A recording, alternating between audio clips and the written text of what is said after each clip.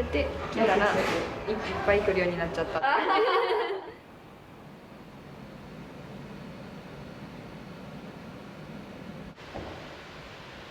よ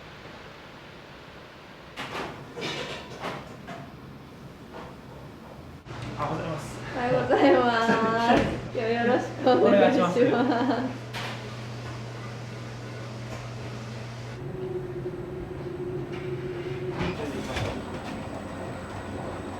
あ、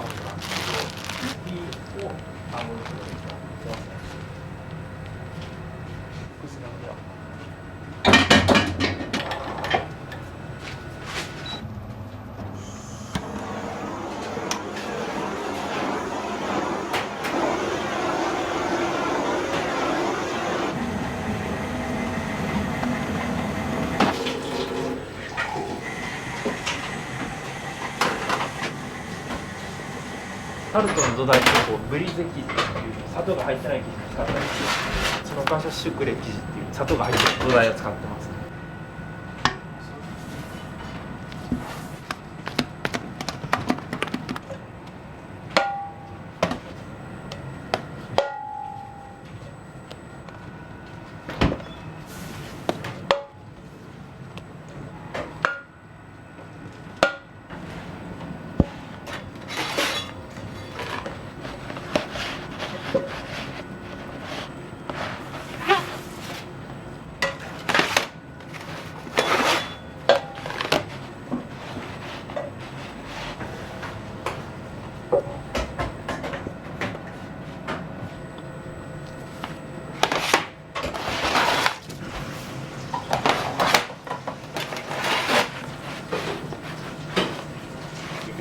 本当その当日感ね。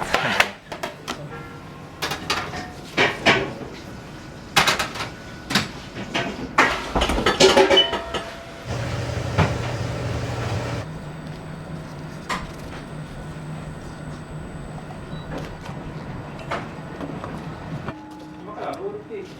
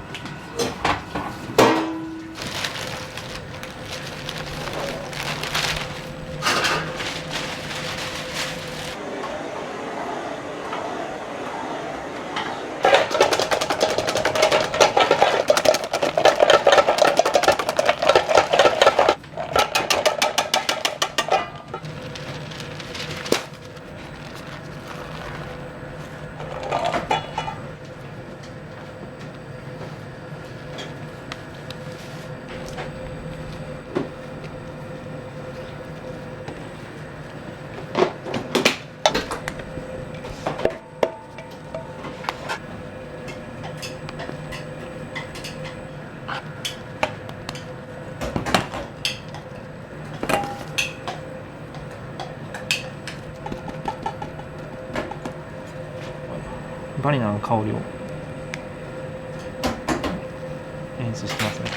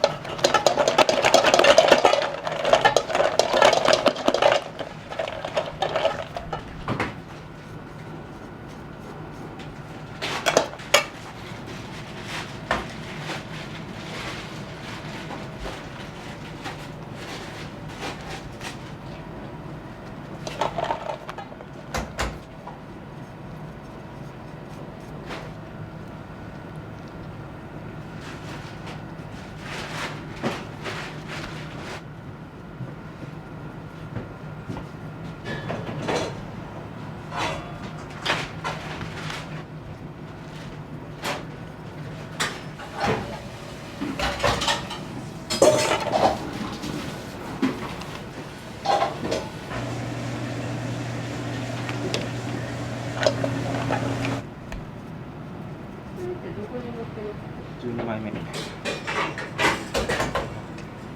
ょっとこう形を整えたり。で、ちょっと冷やしとく。ね。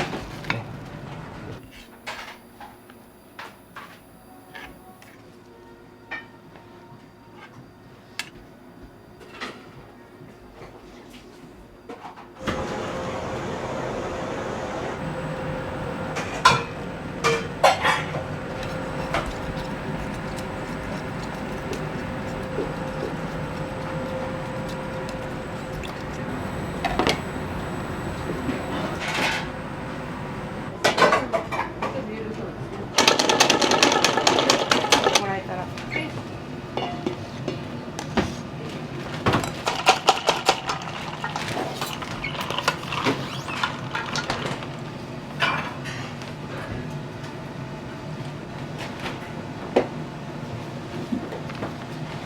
だけでいいんですか。はい。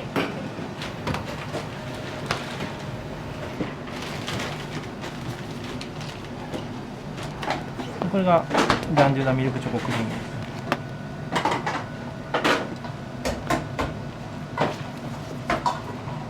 ホワイトチョコにプラリネ入れて粉々に砕いたチョコレートプラリネになります。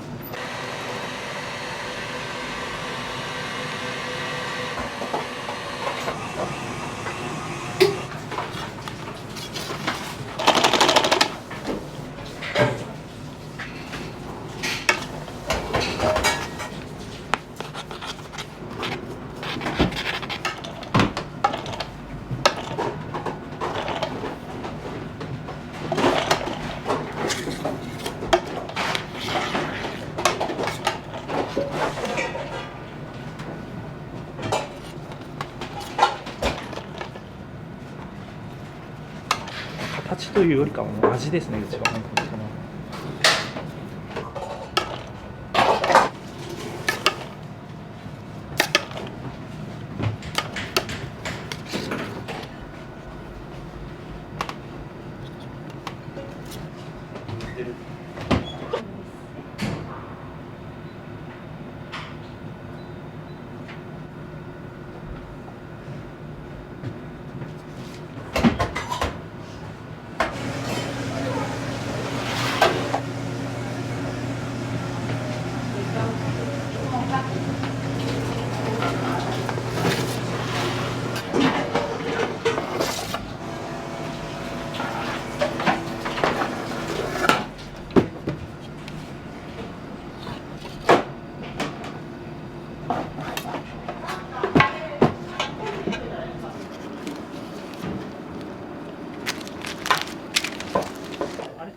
グラス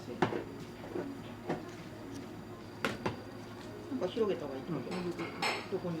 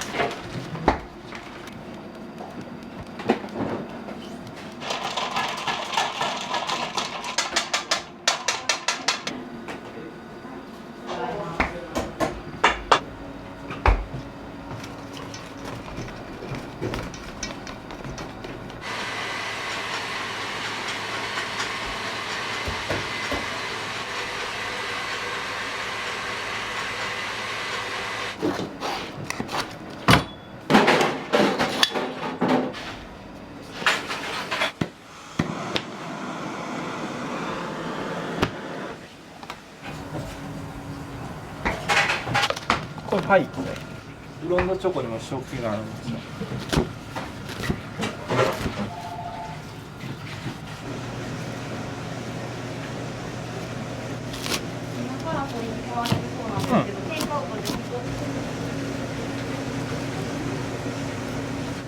スの朝食でワッフルにいちごジャムつけて食べる朝食文化があって、それをイメージしたタルトで。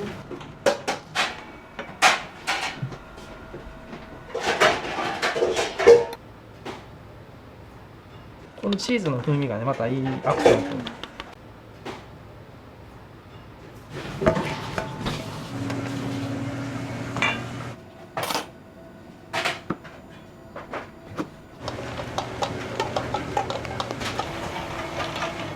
これはチーズクリーム、レアチーズケーキを絞ってるような感じです。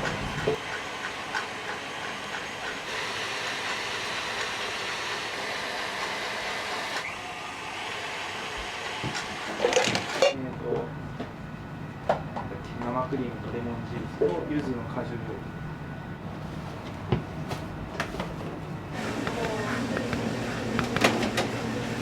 めっちゃいいね。めっちゃ香り強いですよね。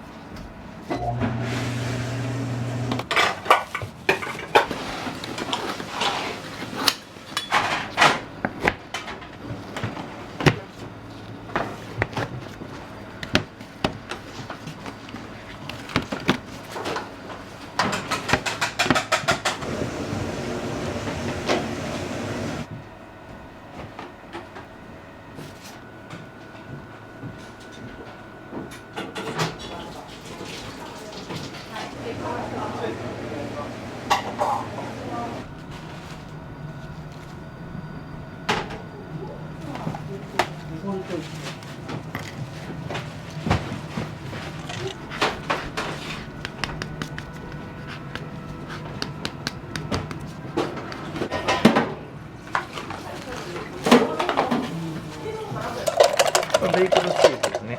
きび砂糖入りの生クリームなんですけど、それを薄くちょっと表面に塗って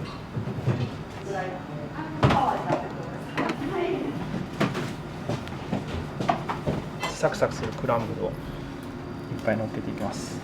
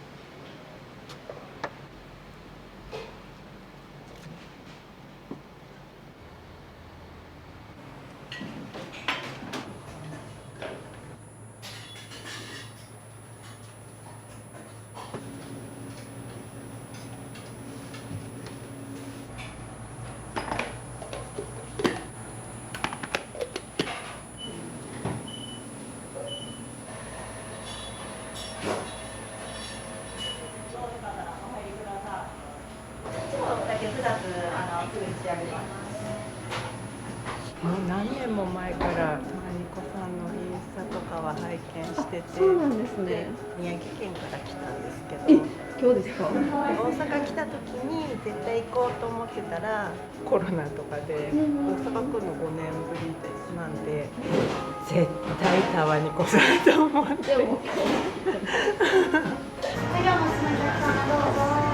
よくいろんな種類出されてるんで、どれ食べてもその季節の味が味わえていいんじゃないかなと思います。今日は何買われたんですか？今日はいちごのロールケーキ買いました。今から帰ってゆっくりそんな出てないですよね。昨日も1個だけ出ました。願いします。はい。こ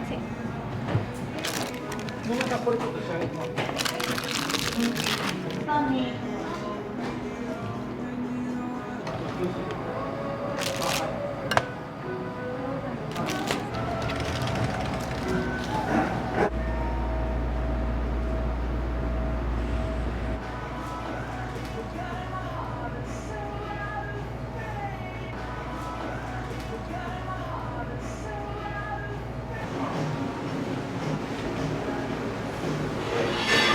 こだわらない。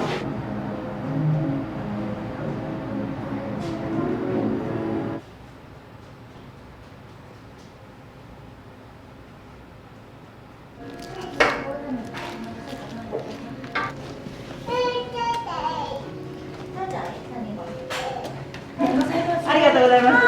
たくさんありがとうございます。お気をつけて。ありがとう。キャロット完売します。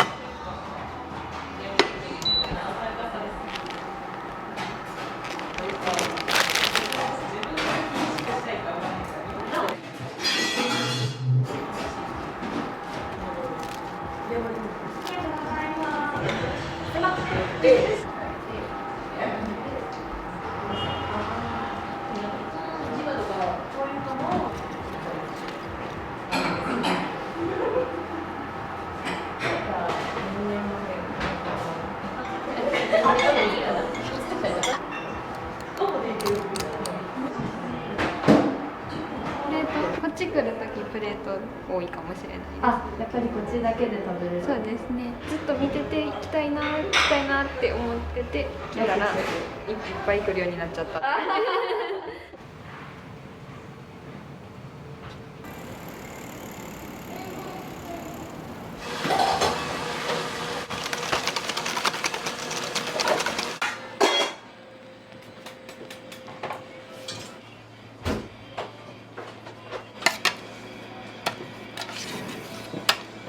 このお店始められる前って何されてたんですか？普通に老舗のケーキ屋さんで10年ぐらい働いてました。自分のお店やる方が絶対楽しいかなと思って自分のお店始めました。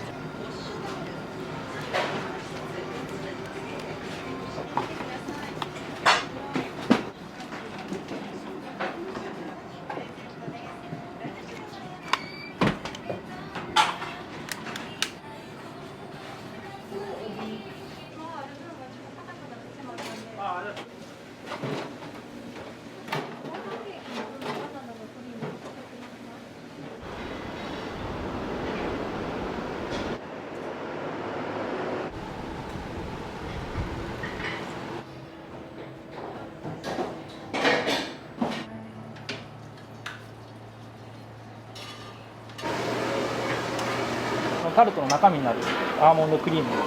タルトの味と混ぜ合わ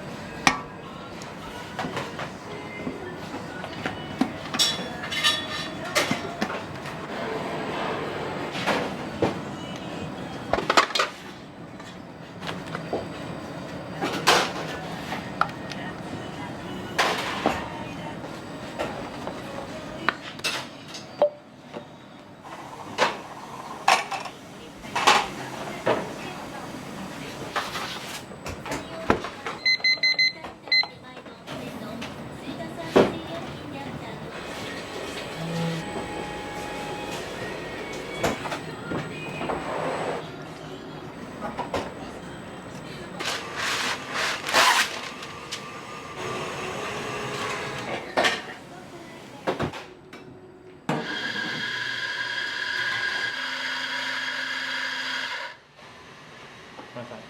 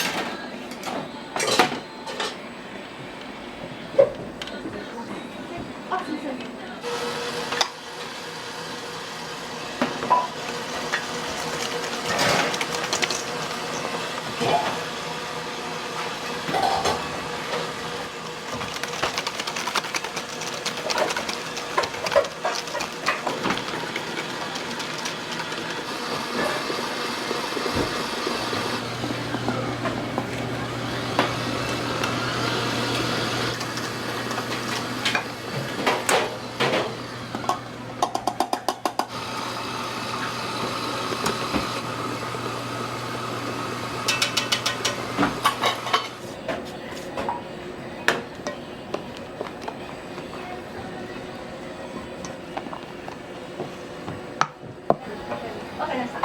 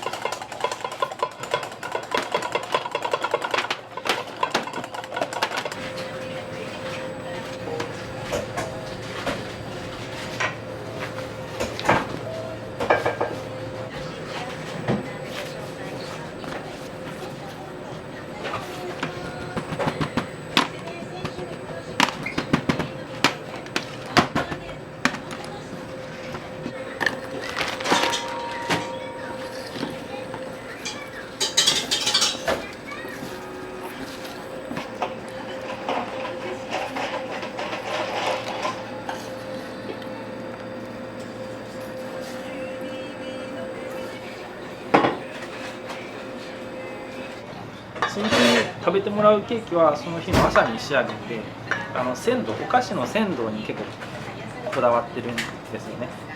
やっぱり作りたてにしか出せないその香りやったり味があるので、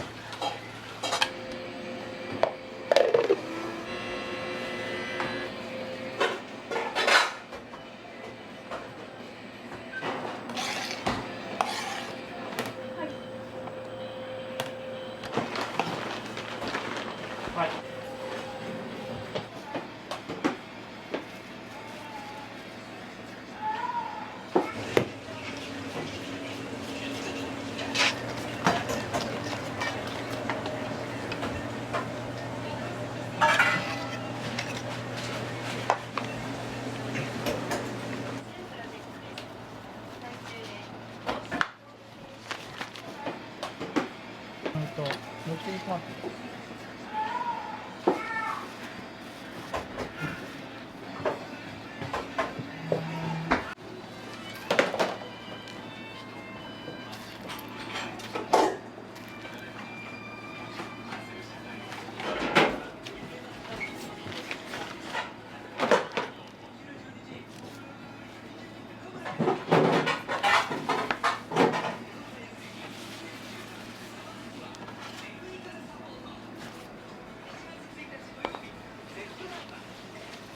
ポンジじゃなかったタルトそうドライカップタルトカットはい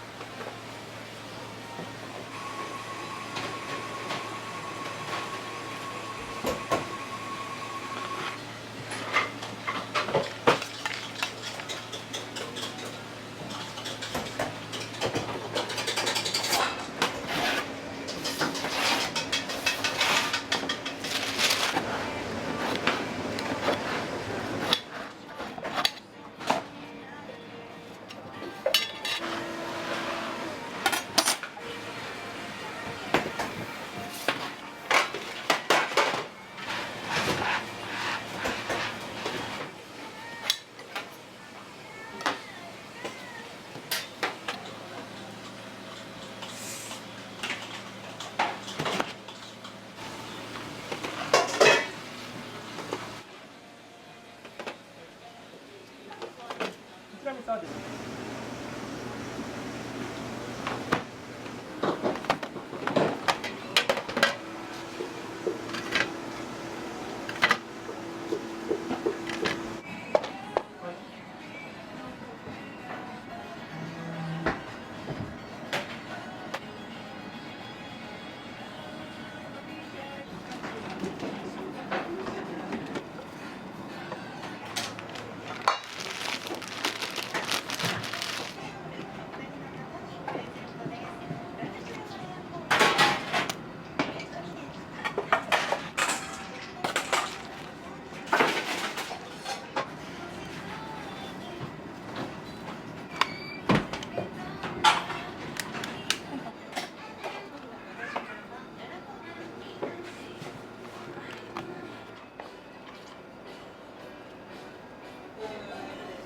これ以外はどのくらいの用意しましょうか。お持ち歩きこちらからお時間。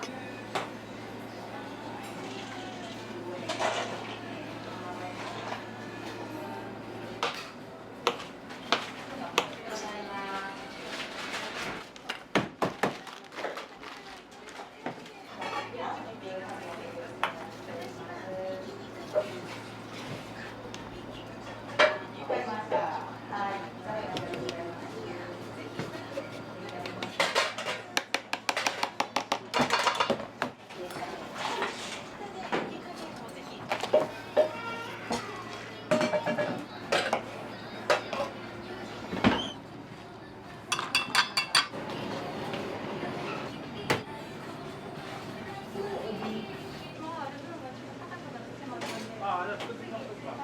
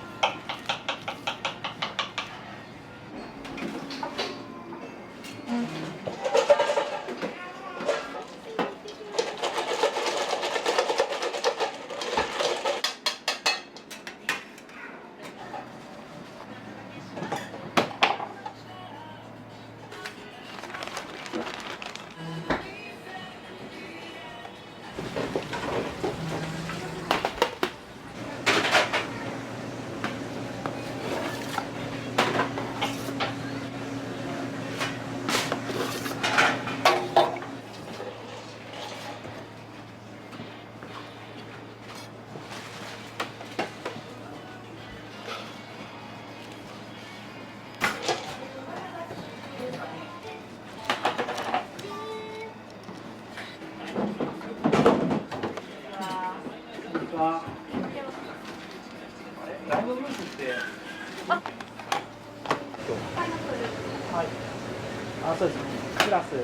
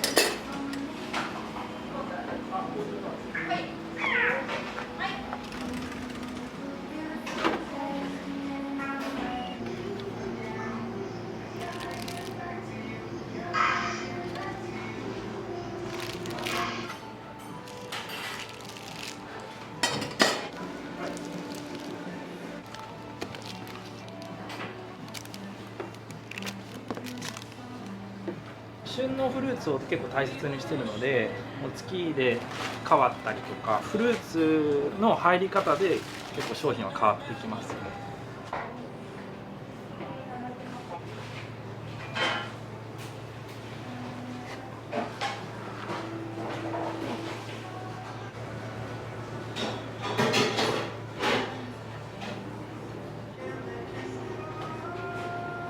デザートなんで、注文が入ったらそこから組み立てて作っていく。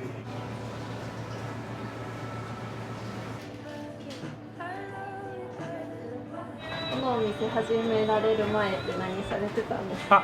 普通に老舗のケーキ屋さんで10年ぐらい働いてました。自分のお店やる方が絶対楽しいかなと思って自分のお店始めました。一緒にやろうみたいな。そうですね、奥様もカフェをやりたかったので、もうお互いやりたいのが一緒やったからお店始まった感じですね。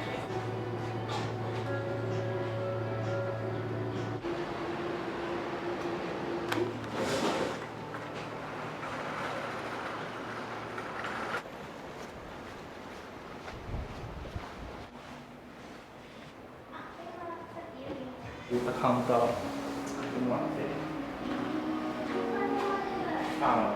代わりにドアのものやってました。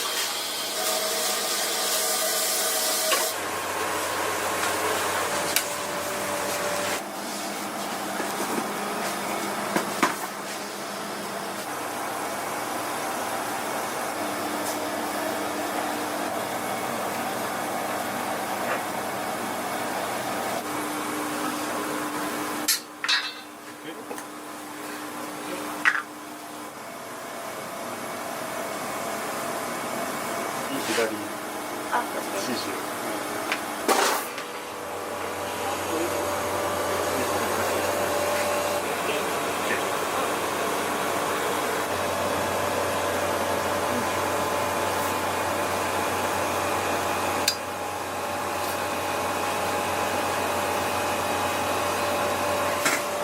よかったです。心が歪んでるんで。100名ぐらい分は取れます。切る時ってあれ上のやつはい下ろすんですか？下ろして切ってですね。なのでちょっと粉糖をかけて若干外れやすくしました。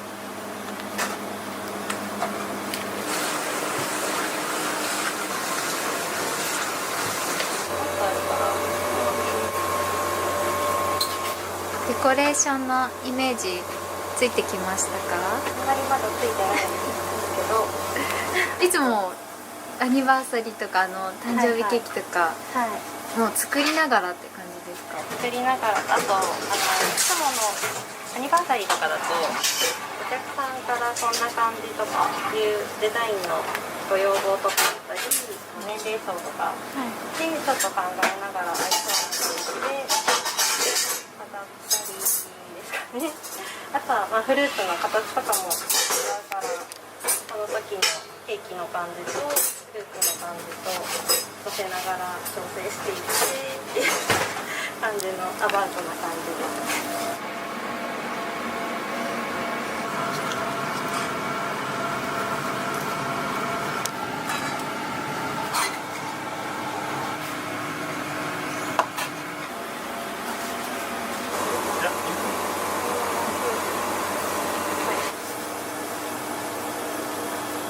50でチャレンジをこういう風に。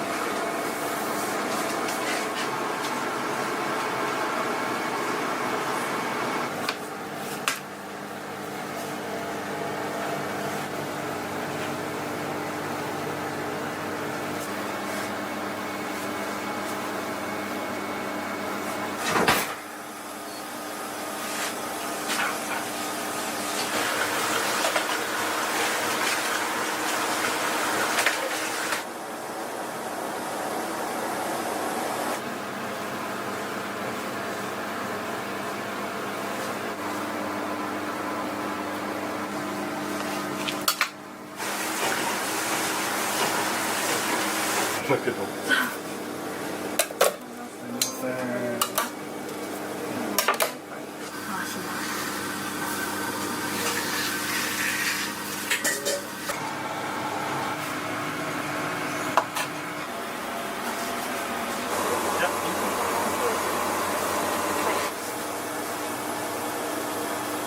50でチャレンジをこ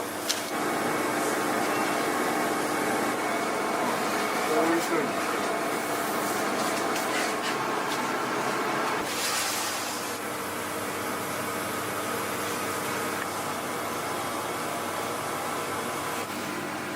ゼリーですか？そうです。バラのゼリーになります。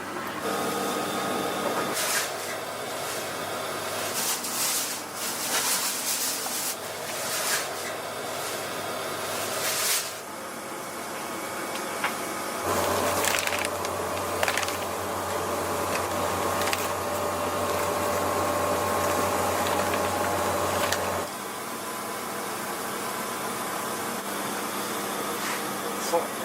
つけますか？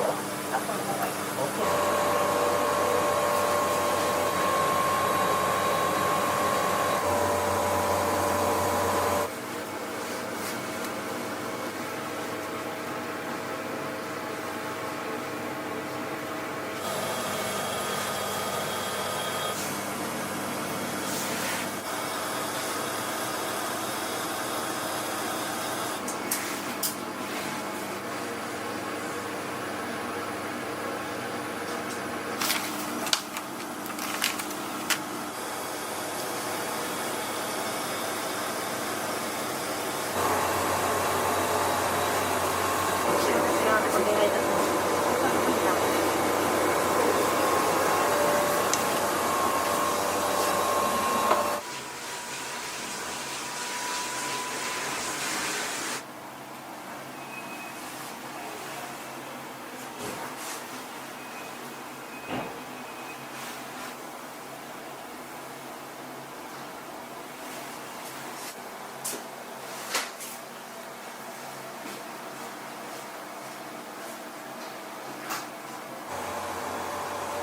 ちょっとね、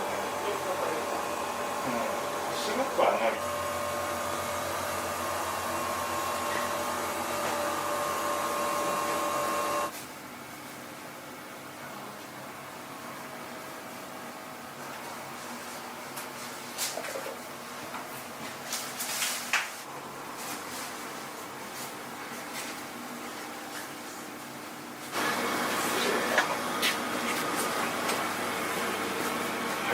うわすごい。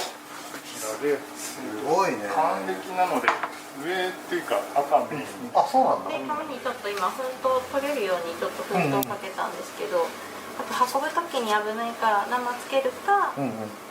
なそうなんかその方がいい。そのそれは俺手で持とうか。別々にそれとこちらからキーコードテストしていいですか？はいありがとうございます。大丈夫です。ありがとうございます。じゃあ、はい、ありがとうございます。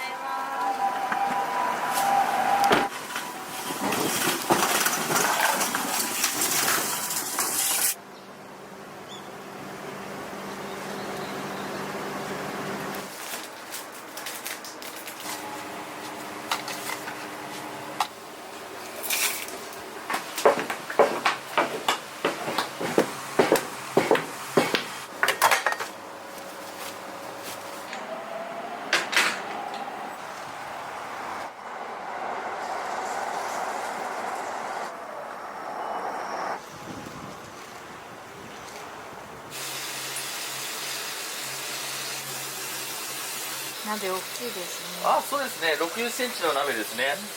ちっちゃいのを作るよりも大きいの作った方が美味しくできるんですよね。こうやって。これはビデオが安定しないんで。わらび粉とですね。あと上白糖、あと麦芽糖、あとトレマローストといった寒天ですね。そうですね。この2つ混ぜてですね。ちょっとこれでやってもいいんですけど、入んないですよね。大丈夫ですかね。そしたら混ぜてるだけなんで。あ、全然大丈夫ですよ。ありがとうございます。気温とかでなんか変化あったりするんですか？しますよ。まあ、一番はできる時間ですけどね。暑いとやっぱりすぐできちゃうんですよ。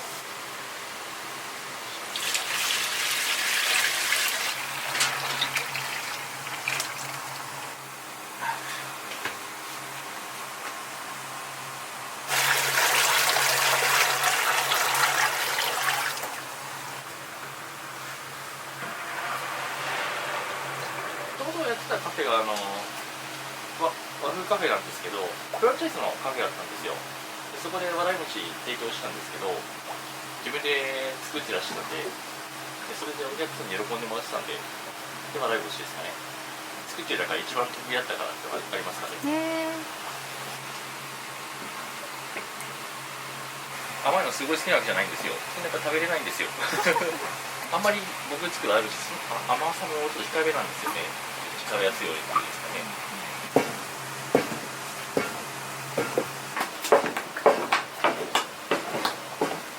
あと40分やりますからね。40分もありますよ。力仕事ですね。そうですね。年末年始は大きいですよ。お土産の需要が上がるんで。ああ、なるほど。はい。去年よりも動く。一番最初やった時はですね、すんごい腕痛かったですね。筋トレとかもしてて結構ボリボリだったんですけど、全然疲れましたね。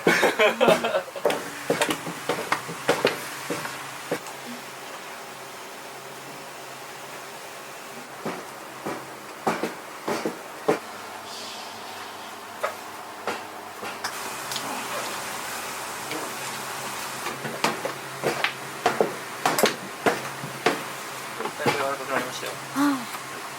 おお。素材でいうと配合ですかね。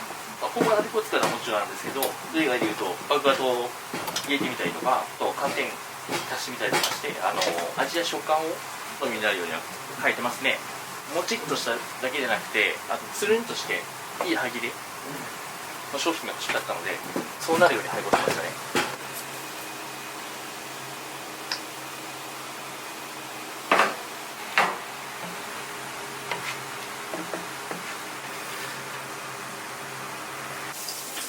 おはようございます。よろしくお願いします。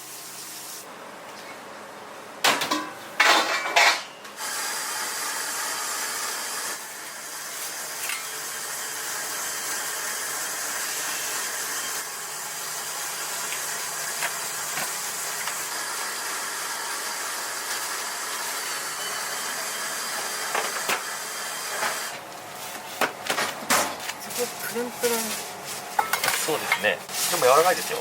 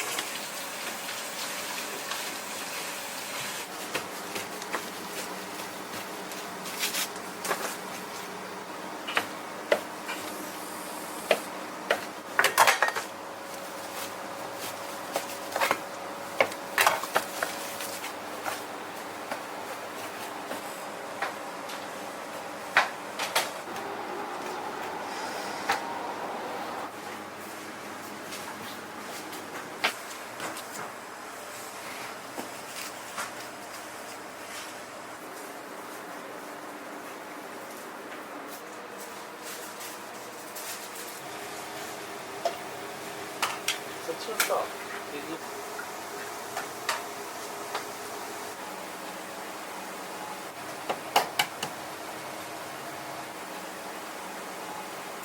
水ですよね。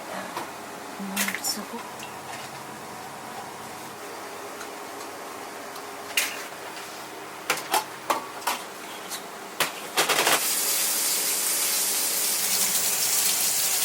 普通に小麦粉使うよりもちょっともちっとした食感になりますね。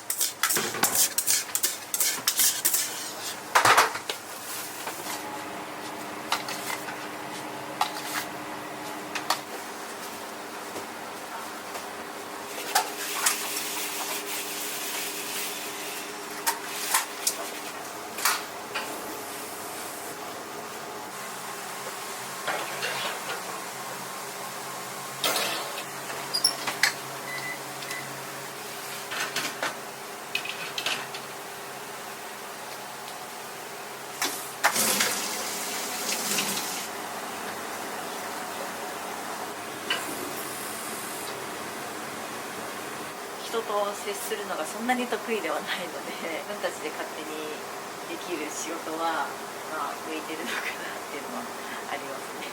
もうそのメリットの方が大きいので、まあ、意見の食い違いでちょっと軽い喧嘩みたいにじゃないすることもありますけど、でもそこまで大変だっていうのはあんまりないですかね。それより一緒にやってて心強かったりとかの方が大きいですか？はありますね。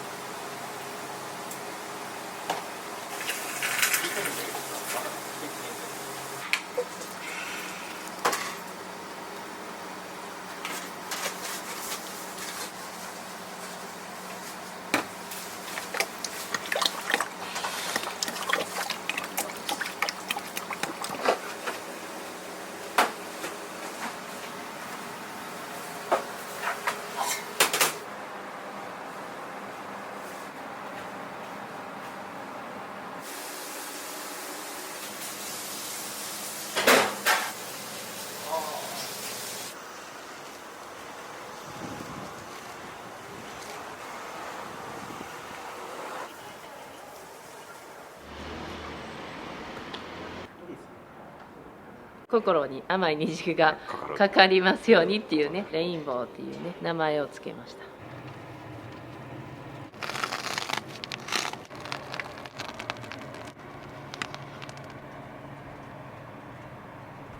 インスタでバーって見てた時にここが出てきて、何このでっかいクレープって思ってお腹いっぱいです。満腹です。レインボーさんやったらまだ上行けるって言ってね、レインボーにしかないクレープをこれからも作ってほしいってね言われたのがすごい嬉しかったですね。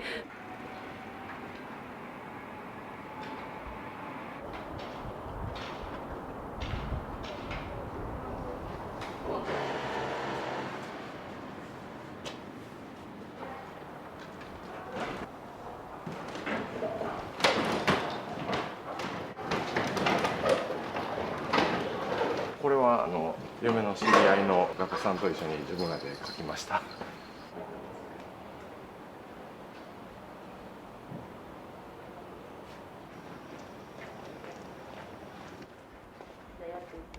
はい、お願いします。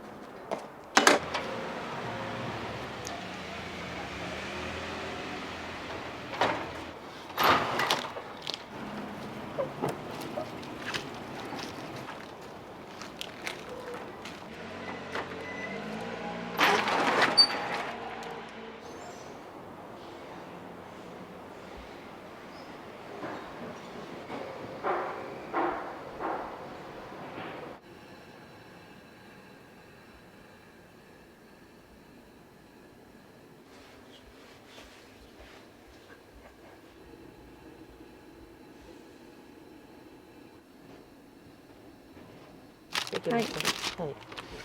じゃあやりますね。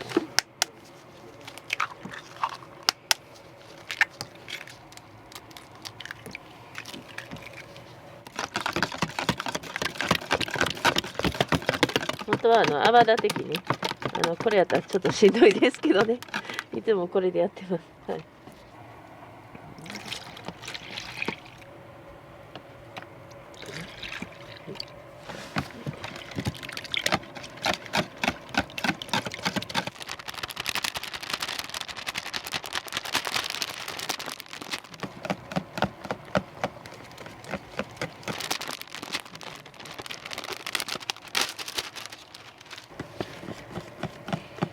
慣れましたか、こうやって取られるの？最初はなんかすごい緊張して焼いたりとかするときなんか手ブルブルそう手ブルブルとかします。主人はね慣れてるんですよね、テレビ慣れっていうか。あ、そうなんですか。向こうだんじりで芸人さんがねよう聞くんですよ。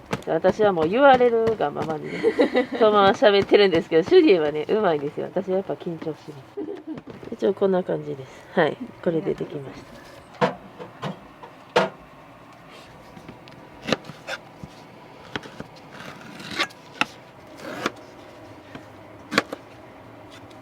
バナナすごい使うね。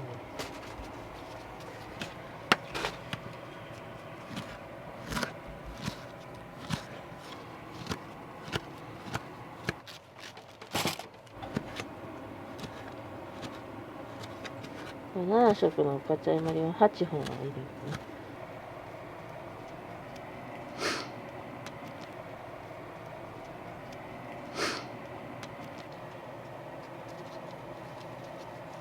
高いですけど、うちはいちごの時期が終わってもずっといちごを使ってます。夏は農家さんに直接送ってもらってるんで、はい。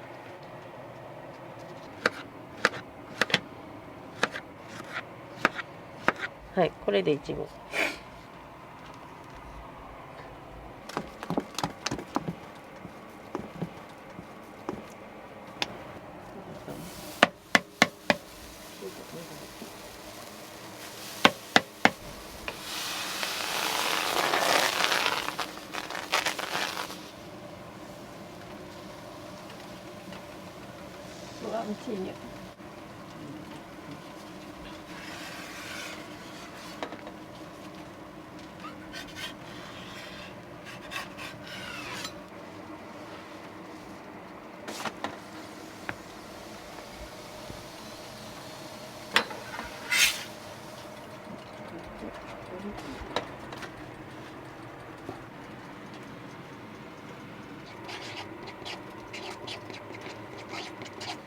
これね、いつもバイトの子が書いてくれるんですけどね。よその地方やったら、ここに何々県からご来店いただきって書くんですよ。はい、これが結構持って帰る方多いですね。はい。じゃあもうこんだけやったらいけるけど。7と1号お願いします。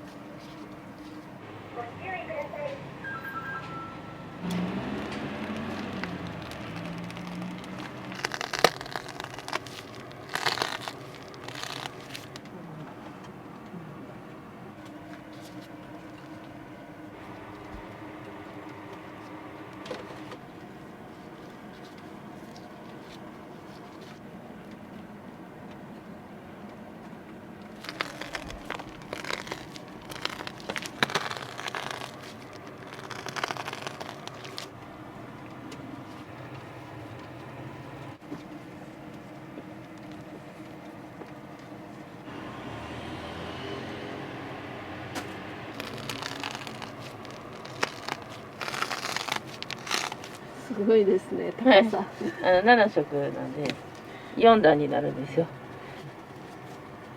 お客さんが食べた時にそこも詰まってるようにね。4段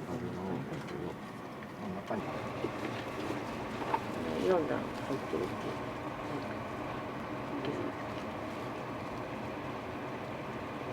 一番大変なところなんで。はい。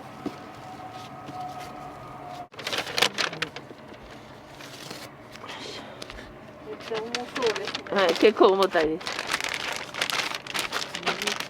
ていきます。ここからまたのしていきます。ホイップでね、一回全部隠すんですよ。これちょっとね、その上からやっていくんで。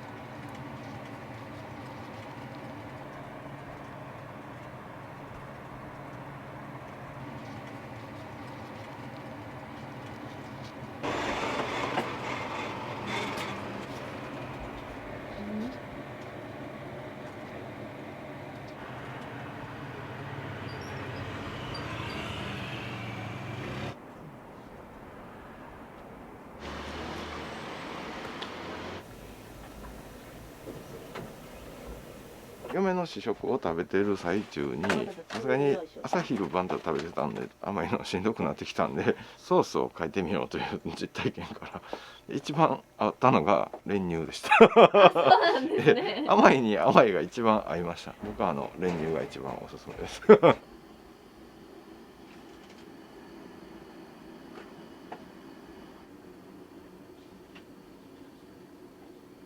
もともとはここ祭りの部屋です。祭りのシーズンが終わってから全部カーテンで商品隠して部屋にさせたんですよ。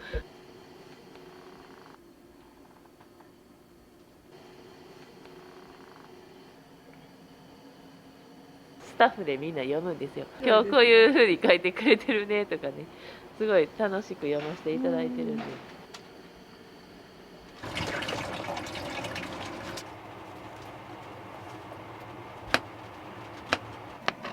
これは抹茶のケーキ。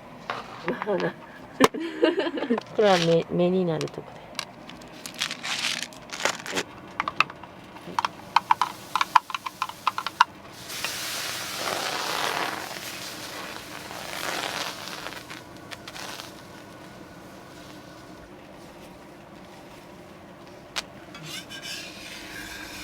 お願いします。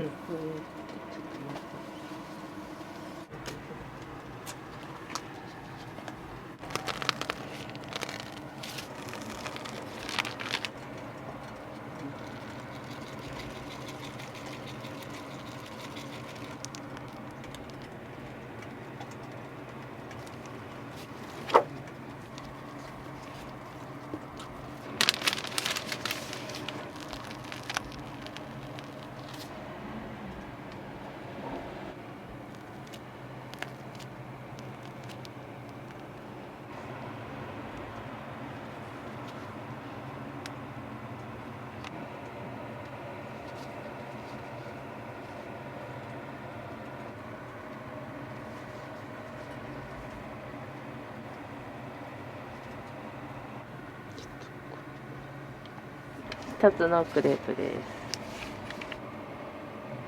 はい、どうぞ。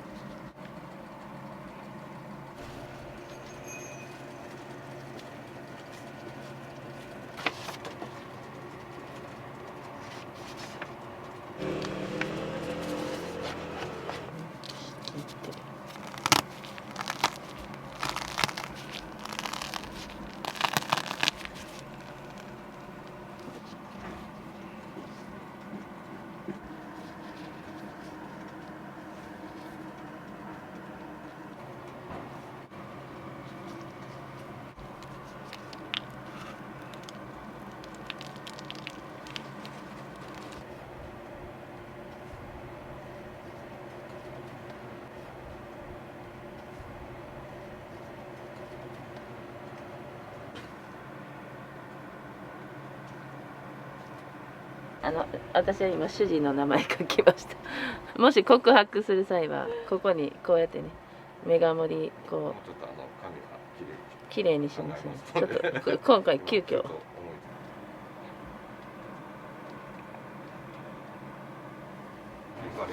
ハッピーバレンタイン。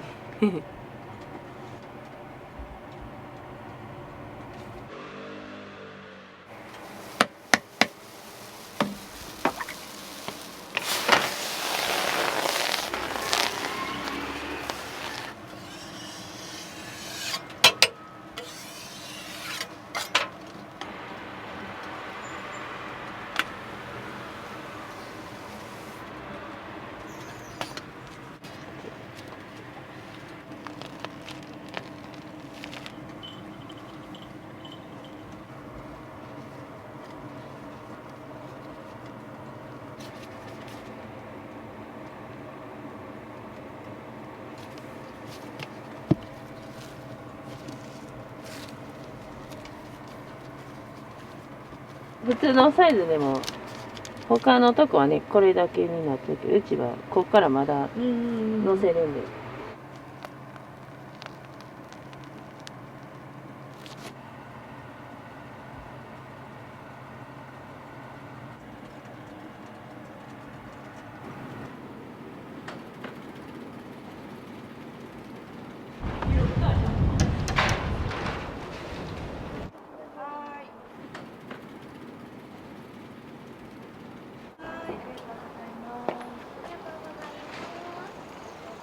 最初で聞いた時に切ってインスタとか見てたらなんか大阪のグレープ特集とかでここなってて、わすごいと思って、すごい人気になってると思って、自分の見たところがすごいと思って3人は初めてで、この人だけあ、そうなんですね。2ヶ月連続で。2ヶ月連続で。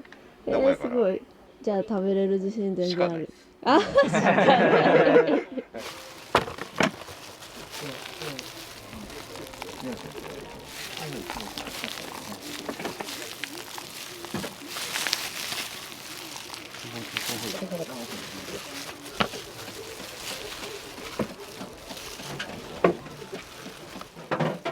じゃあこっちから取ろう。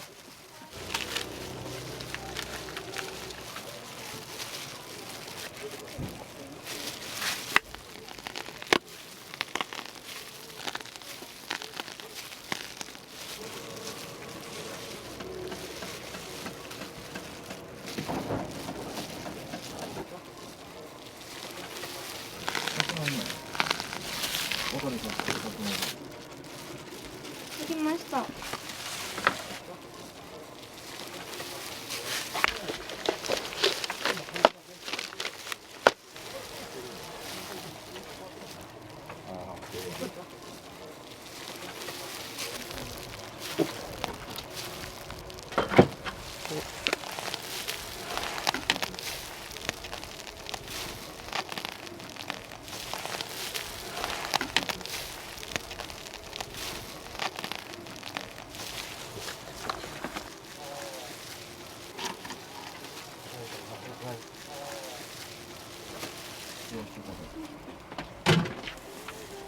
後で生地1枚ください。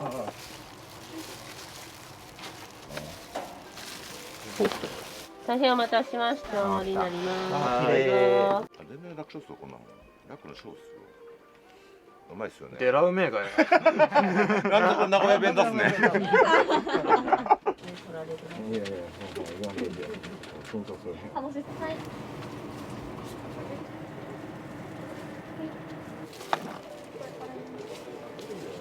12番です。12番ね。大きいね。あ、もうしよう。はい。はい、はい、とって。前一回来たんですけど、時間営業前だったんかな。あ、そうなんですね。平日に来て。じゃあ今日リベンジですね。最高です。最高ですね。クリーム好きにはたまらず。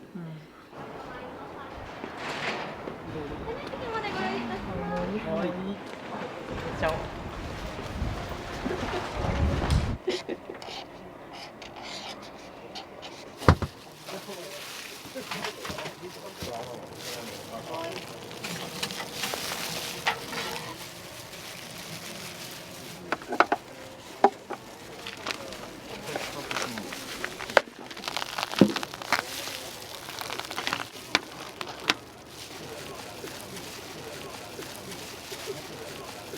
してみて。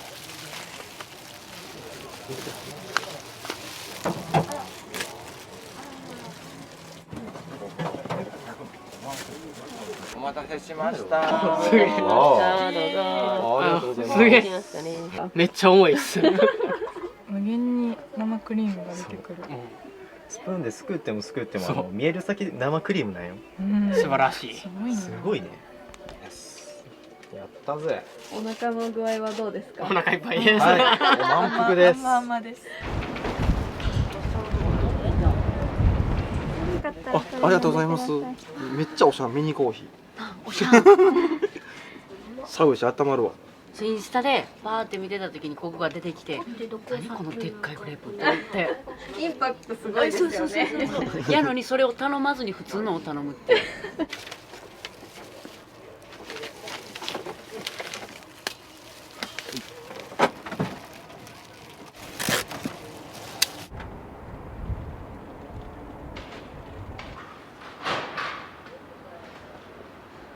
クレープを見て幸せな気持ちになっていただけたらなっていう心に甘い虹がかかりますようにっていうね、レインボーっていうね名前をつけました。結婚したと同時にこのレインボーができました。はい。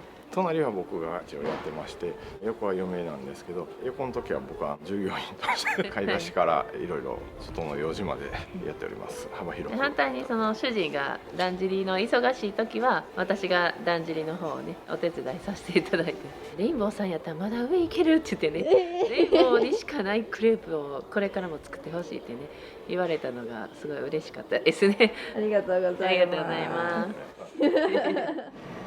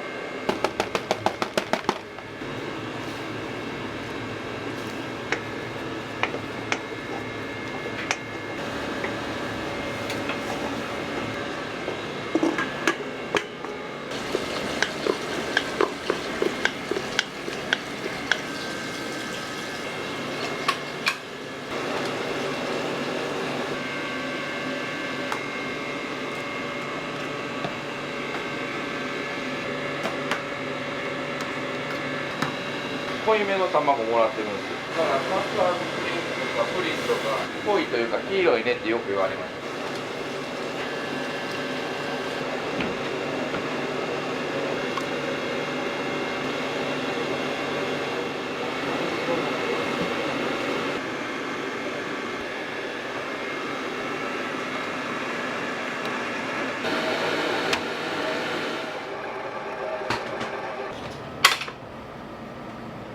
卵の大きさが結構バラバラなんで調整して卵を足したりしてます。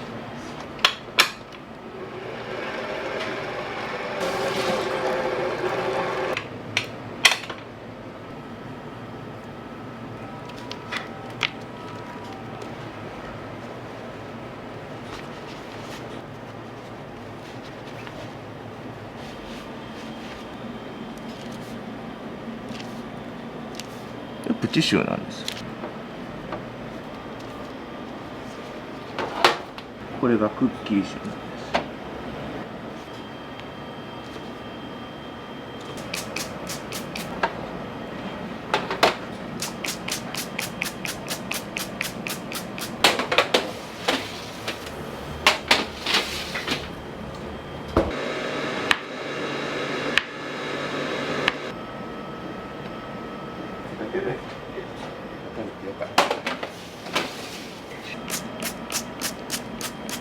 でこれは釜開くま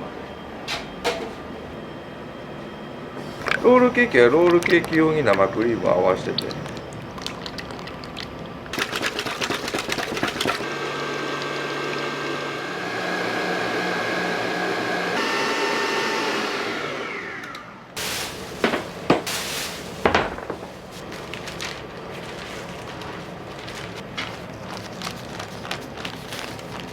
こちらが白い方で、こっちがキャラメルの土日限定と、あとは平日でも予約が通ったら作ります。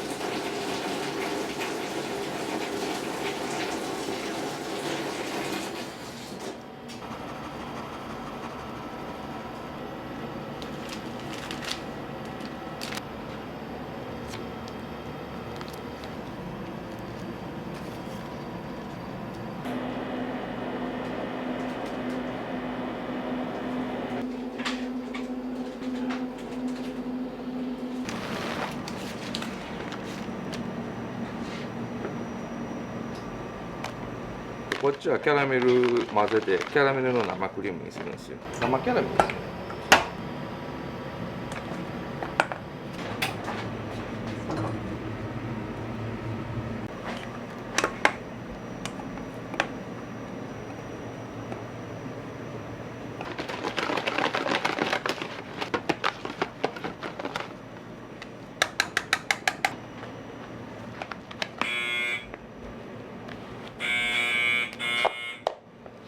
コーヒー屋さんとかでコーヒーにキャラメルじゃないですか。あれをイメージして作ったら結構一部の人にかけて、コーヒー好きの人にはおすすめのロールケーキなんですよ。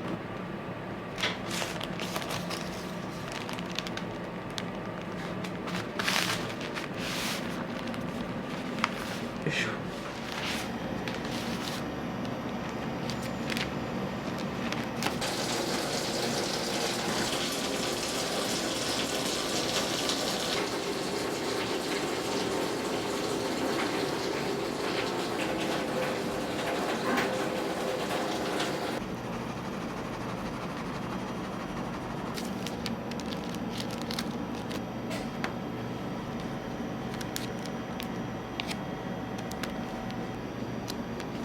これが1本ですね。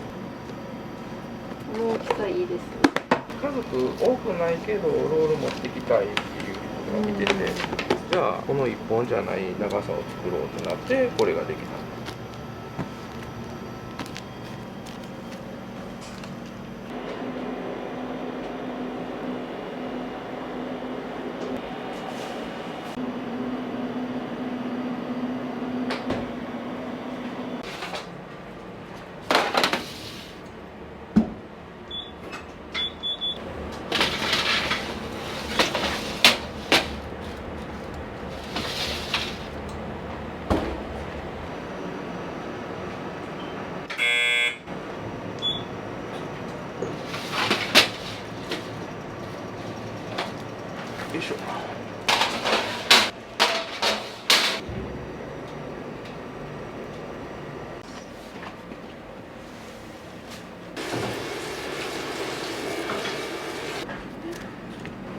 の時期ねいちごがね国産ないんですよ。だからオランダ産のいちご。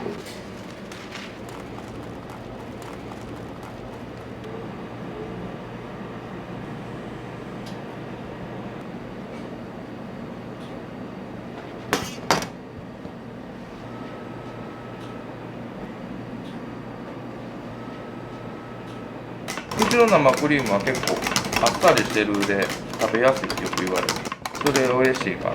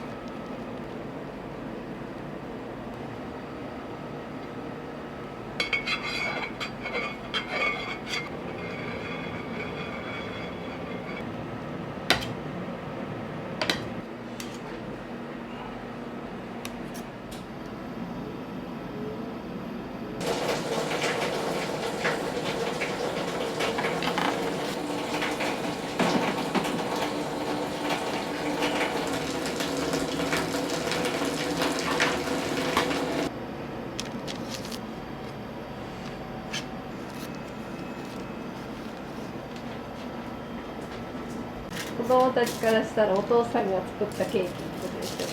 そうですけどね、もう飽きてんちゃいます、毎年一緒やから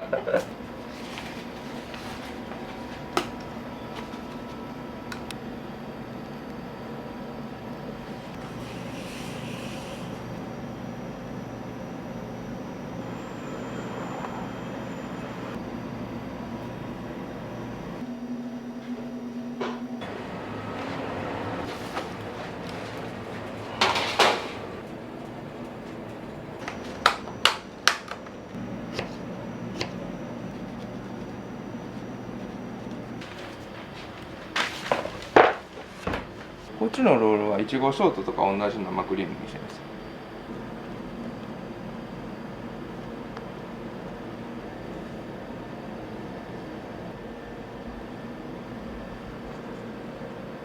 フルーツは4種類ですね。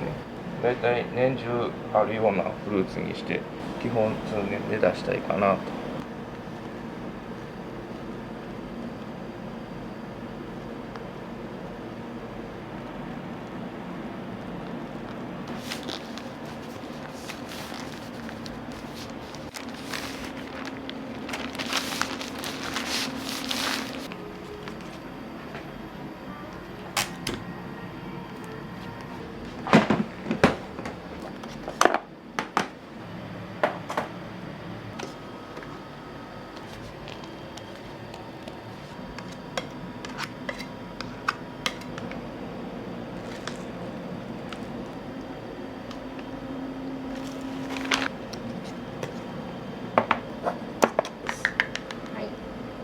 下がムースで上がマンゴーを入れた透明のゼリーみたいな感じなんですけど、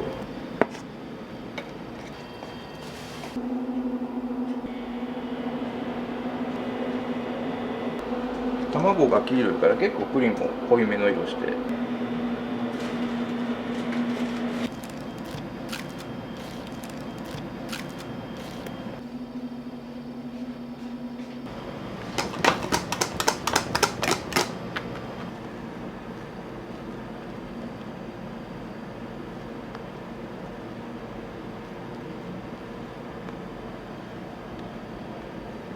そんな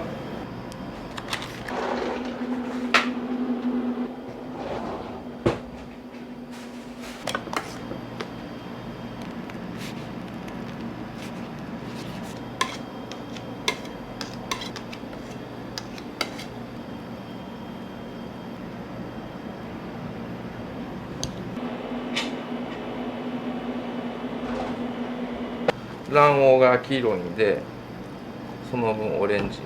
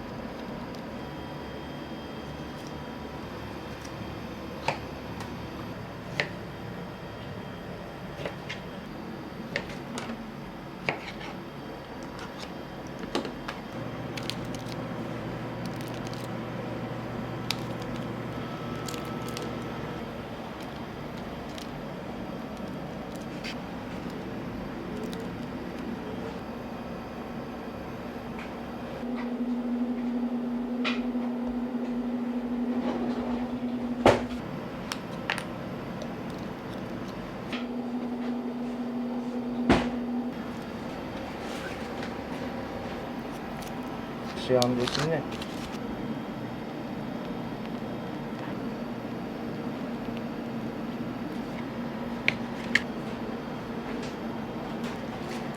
こんなの買ったですね。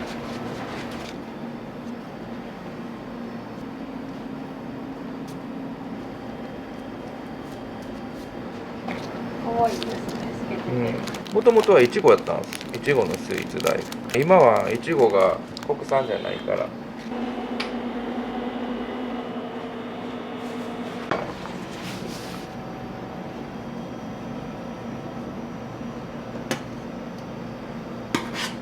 ちなみにこれはちゃんとモンブラン用にタルト焼いてるんですよ。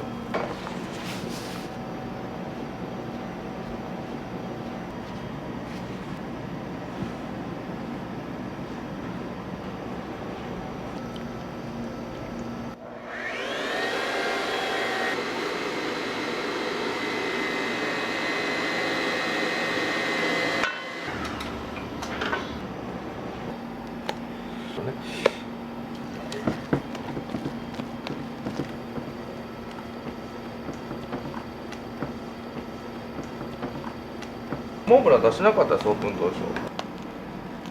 秋を迎えて、お客さんにモンブランないのって言われて、そうですね、考えますって言って出したら、結構好評やって、夏になって辞めたら、モンブランないの？いや、夏なんでお休みしてます。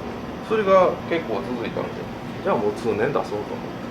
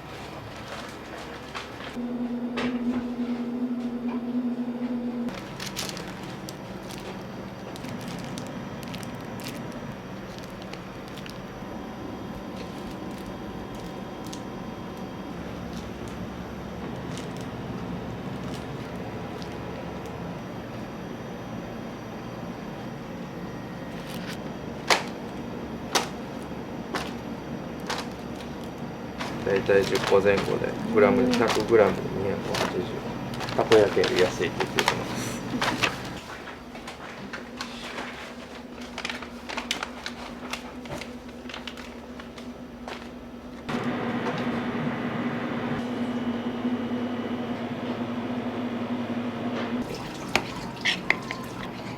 後かなと思って。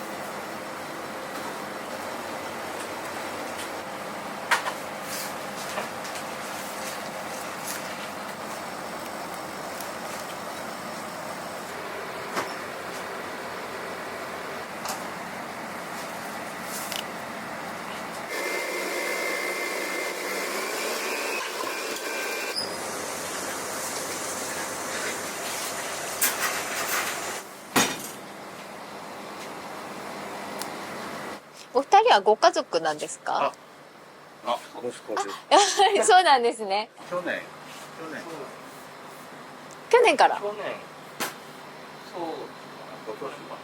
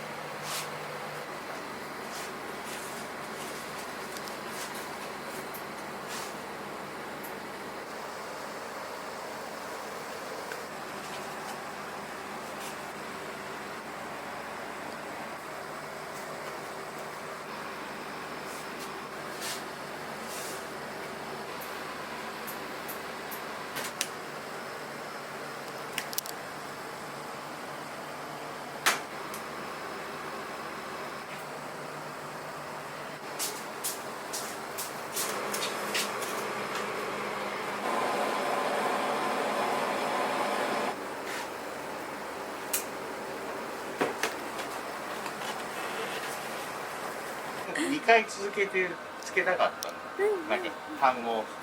なんか昔花屋に勤めてたことがあって、ケーキと花を一緒にやろうか。だから粉のフラワーと花のフラワーで、なるほど。フラワーフラワーで。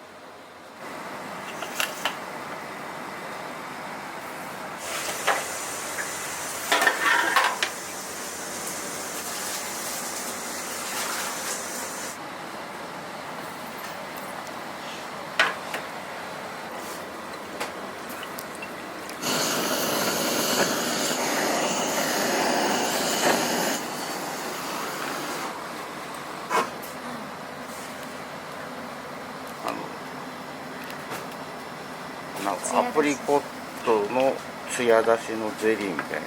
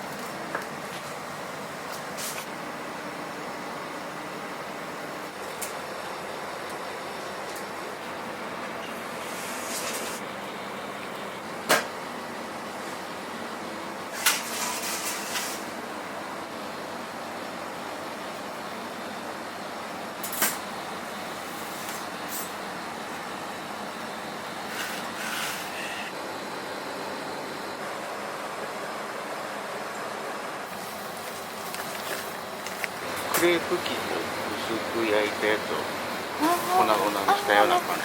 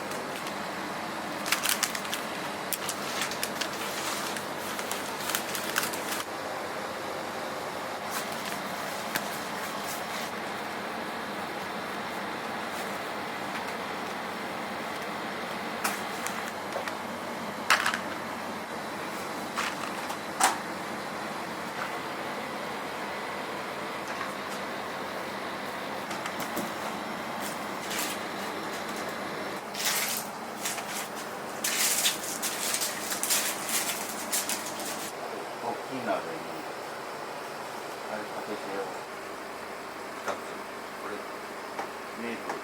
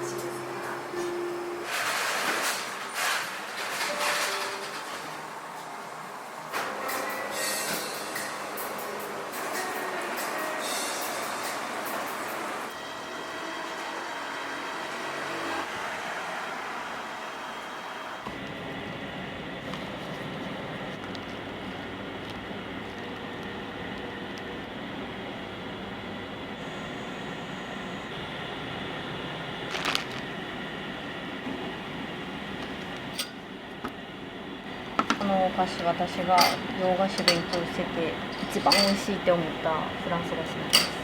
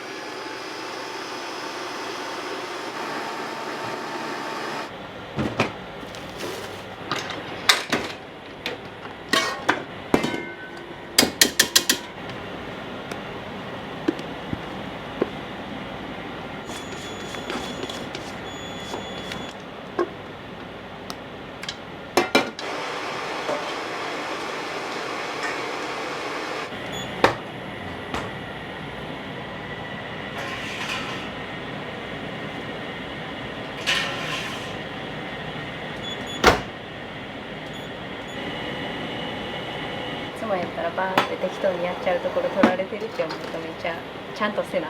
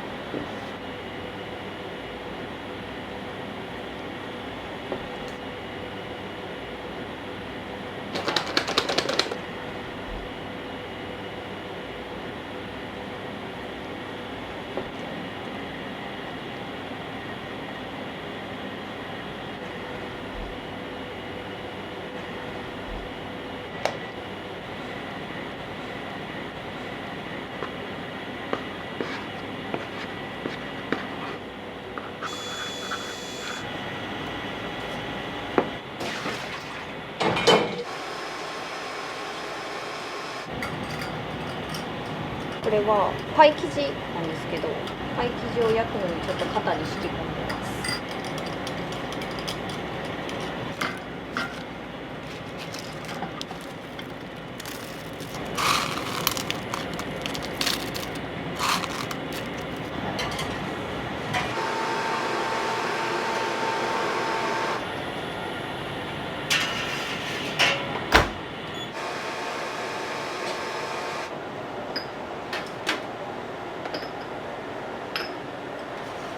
私いつもニュースの小山くん好きなんですよ。めっちゃラジオ聞いてます。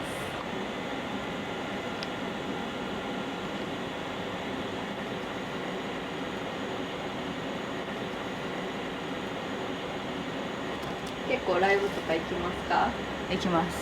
9月もあるんで行きます。いろんな種類で少しずつ食べれるようにちっちゃいサイズで出してるんで、3個食べれちゃうと思います。お店のコンセプトめちゃくちゃいいですよね。あ、ほんまですか。サイズ感がちょうどいいって言ってくださる方が多い。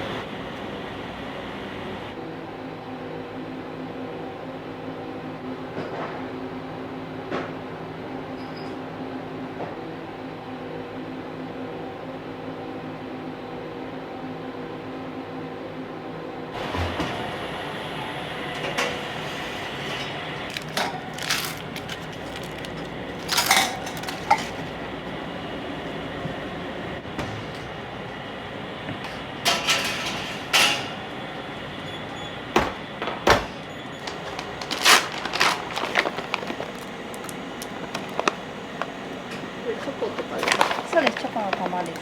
コーヒーゼリーでカフェオレのムースの上に置いて、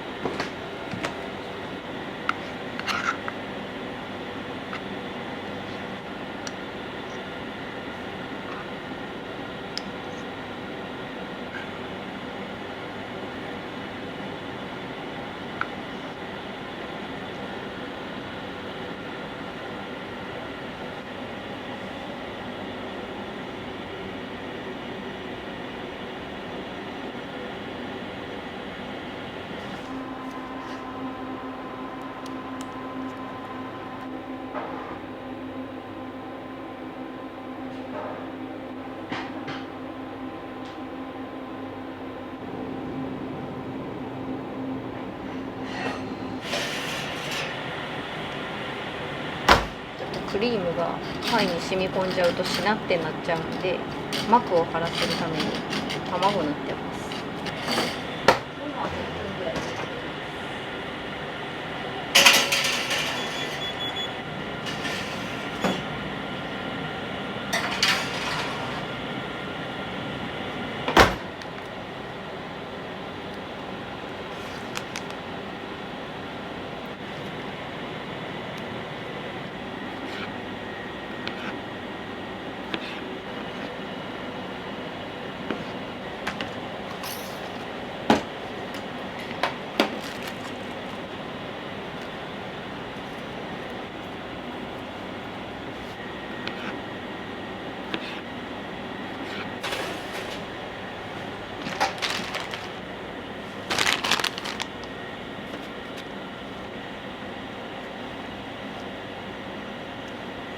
何歳ぐらいの頃からお店出そうって決めてたんですか？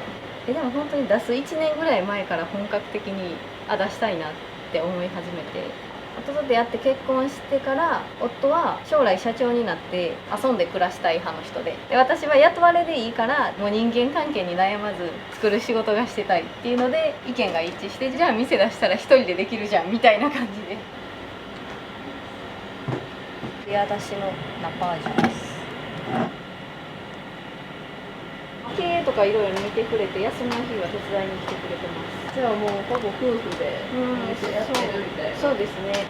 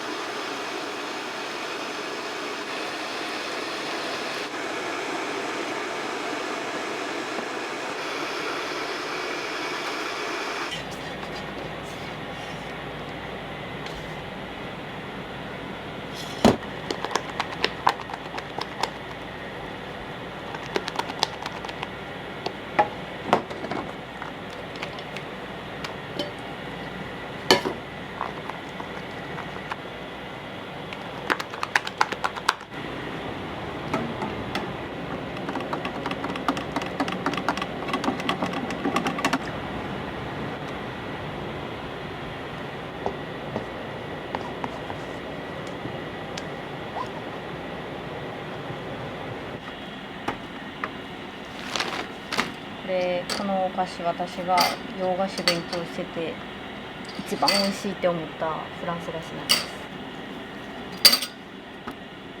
この時点で美味しそうです。パイ好きで。パイ美味しい。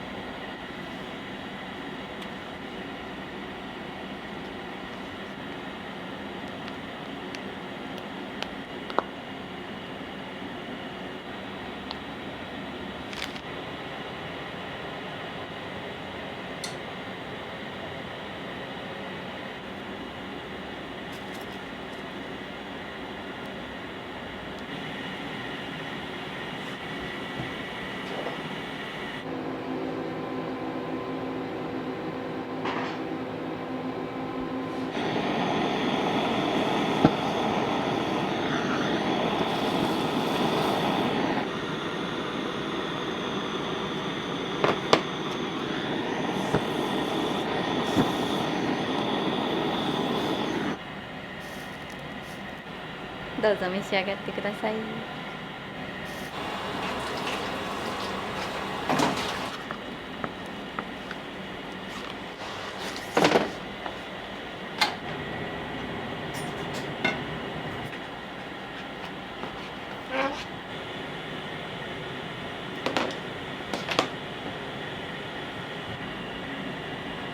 この端切れがね美味しいんですよね。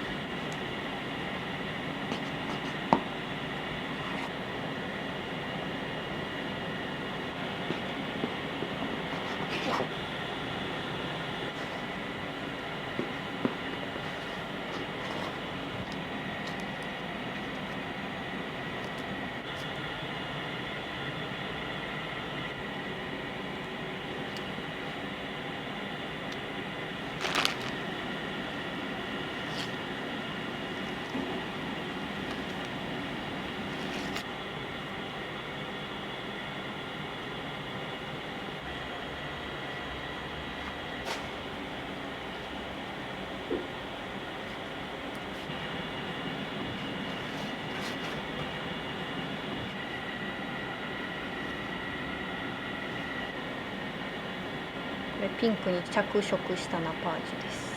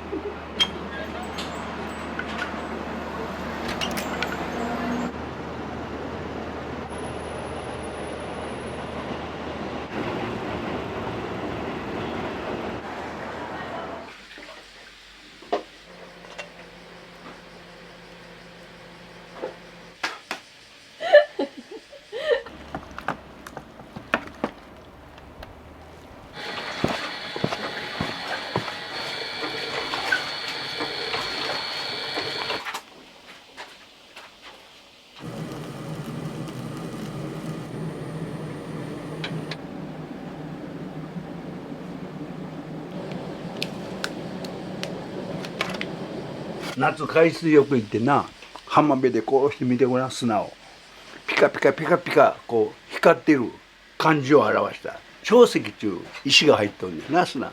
それが光るのを表した。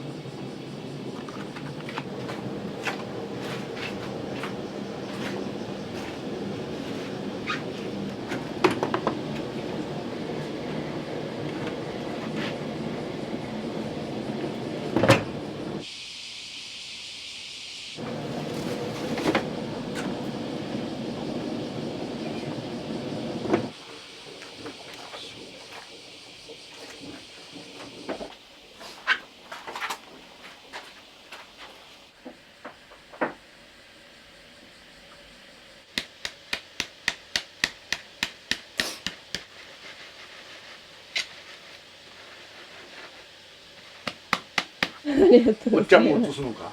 映していいですか。いいよ、ちょっと待って。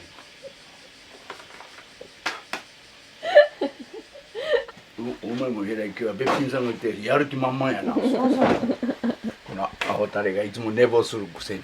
でも最近はしてないよ。寝坊したら1000円罰金取んねん。そしたらお金に執着しんから絶対起きてきよ。1000円取られるんですか。1000円取られるんですか。1日休んだら3000円です。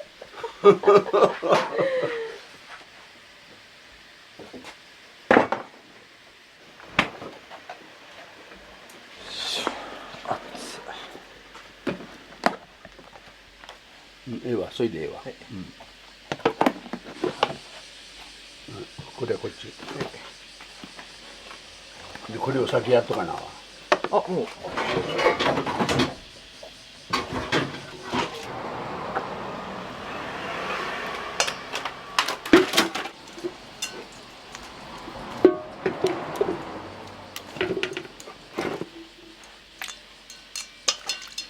お砂糖と水飴。お菓子屋さんでいう琥珀で、これで作った製品がこれ、なんていう名前書いた滝つせ。滝つせ。つまり滝の水がさーっと流れてるのを表してある夏菓子。これは同じこう粉姿勢で沢辺の蛍、これ蛍を表した。夏海水浴行ってな、浜辺でこうして見てごらん、砂をピカピカピカピカこう光ってる感じを表した。長石中石が入っとんねんな、砂。それが光るのを表した。に食べるあんころ、これがお菓子の原点。8月20日はあんころの日。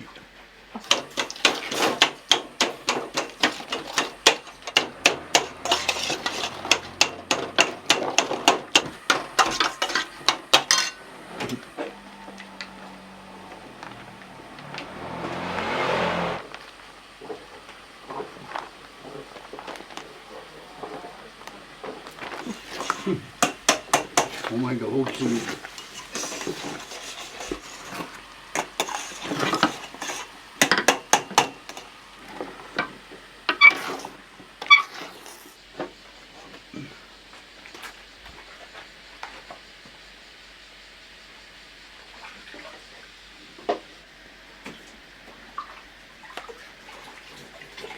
お菓子作りに興味ある？食べる方が好きです。正直で。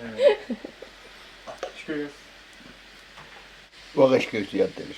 和菓子教室やってるんですか？好きなだけ食べさせてあげる。笑い餅は食べ放題。毎週ほら第3日曜、もう今月終わった。この前はあれ作ったやんか。滝つせ、あんころ、澤部の蛍、3つでお土産にあげる。で1個は裏で茶室で食べる。で笑い餅は食べ放題。で特別にこのマンゴー水無月とかめっちゃ食べれますね、それべっぴんさんだけ。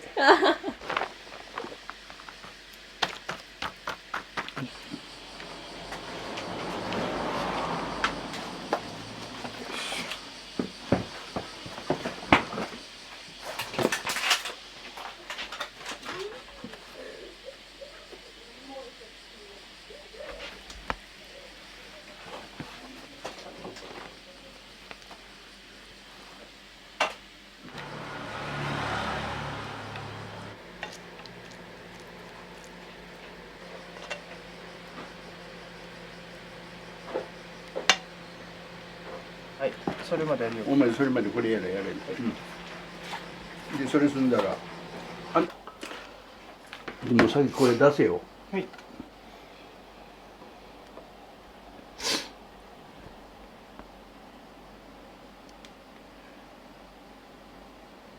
フォンデュかいね。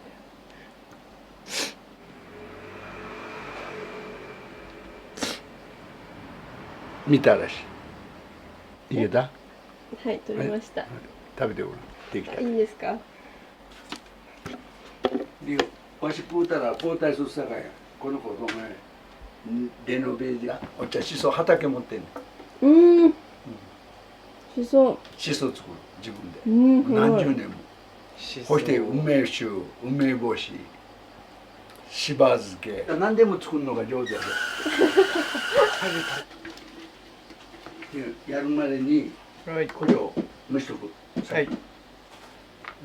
これ飲んでこな。これはアップルマンゴーのエキス。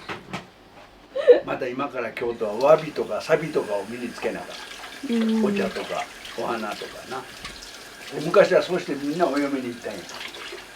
お花の免状、踊りの免状。今はもうそんなみんな持っていく人おらへんやろ。いないですね。昔は全部親が習わした。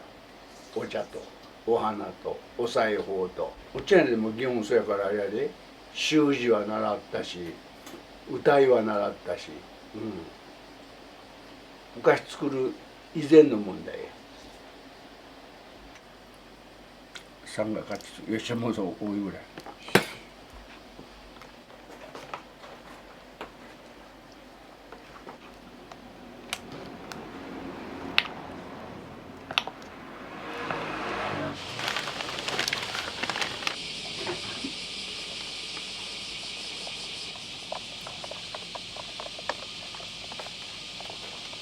かわいいですね。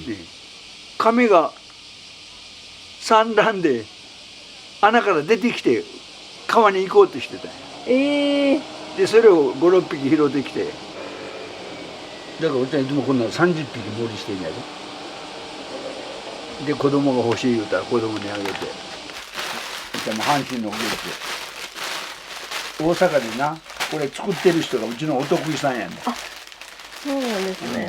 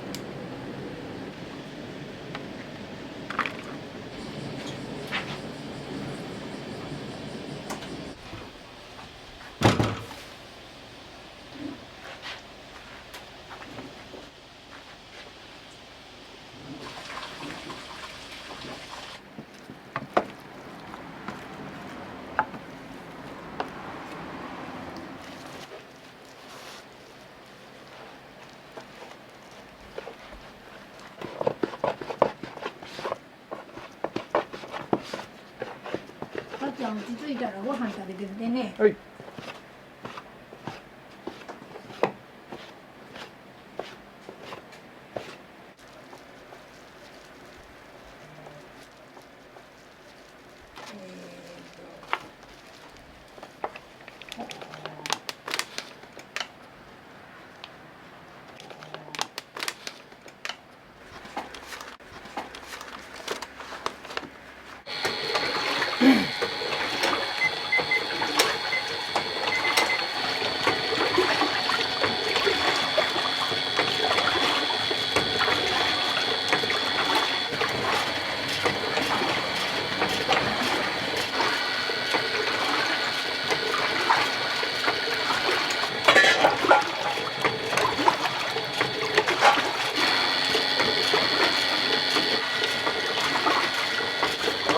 さんと回らんくなるんで。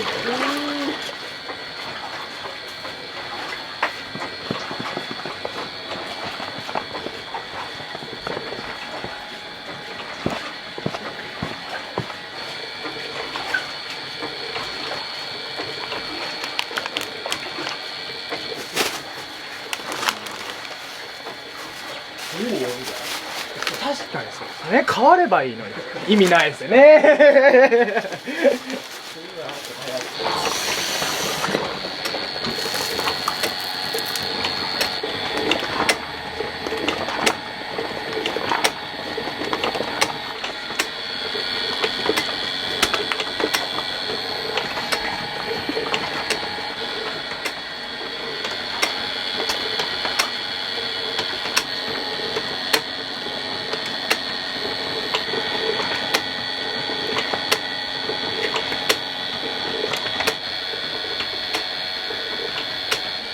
亀屋で40年間勤めたら、30年間勤めたらメヤっていうのれん分けしてもらえるんですけど、おいちゃんは40年間勤めた、30年でいう40年間職長っていうのを務めて、60歳で退職して、で自分のお店元を。今おいくつなんですか？何歳やと思うんですか、あの感じ。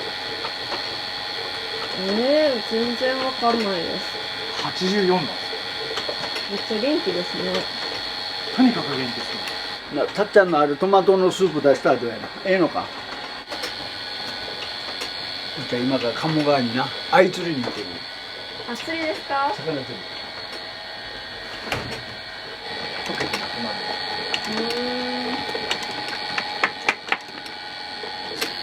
すごいよ。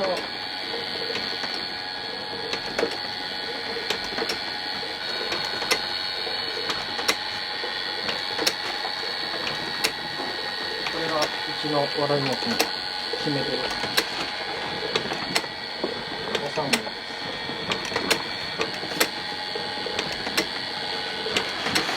最後これが全体に馴染んでダマがなくなったら揚げます。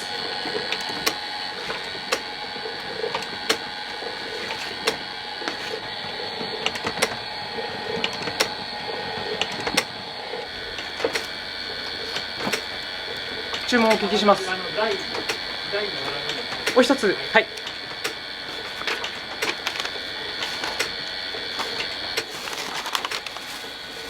みたらしにマンゴー団子もございます。はい、どうも。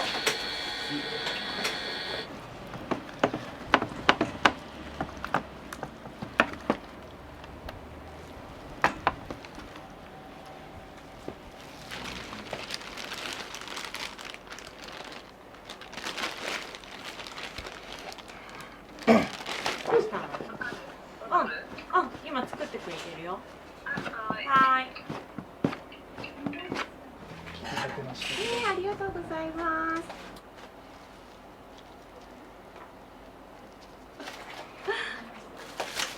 1300円。はい。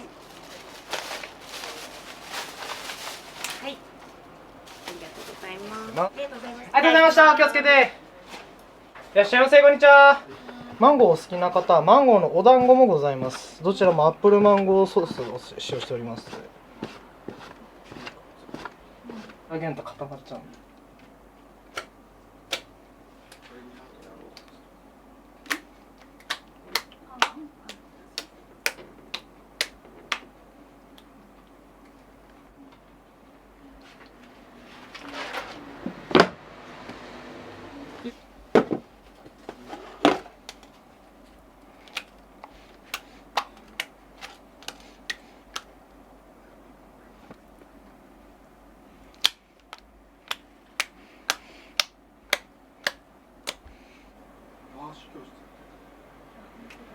はい、月に一度第3日曜日に和菓子教室しておりますので。そうですね、季節の練り菓子など。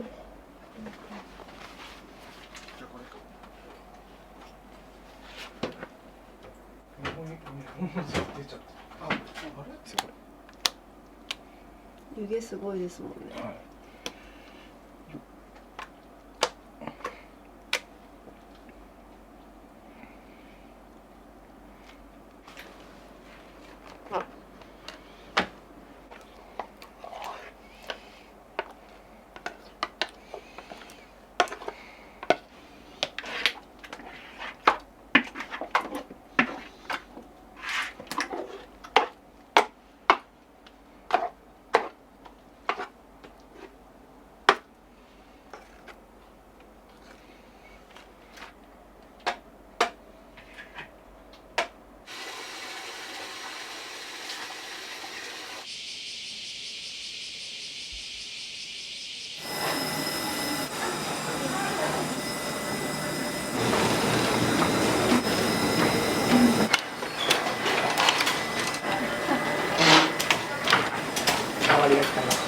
小麦と水しか使ってなくて、代々300年使い続けられてるお菓子です。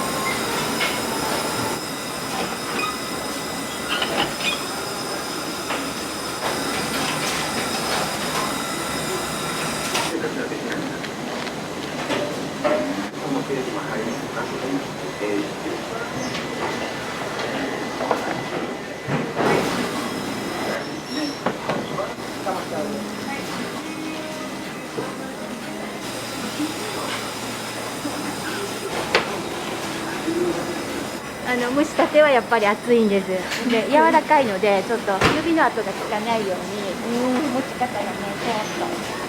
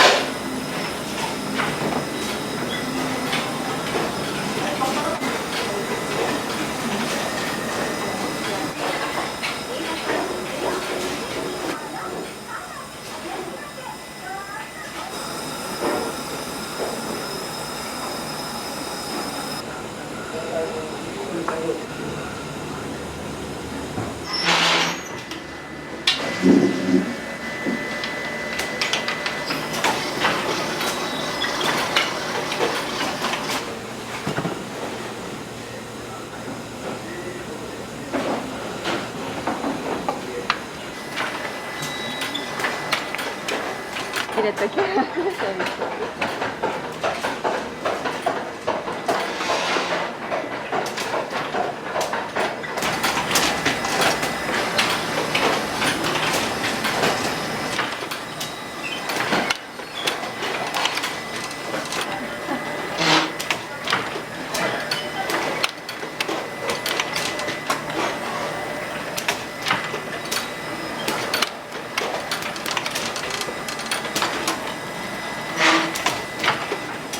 周りが来たな。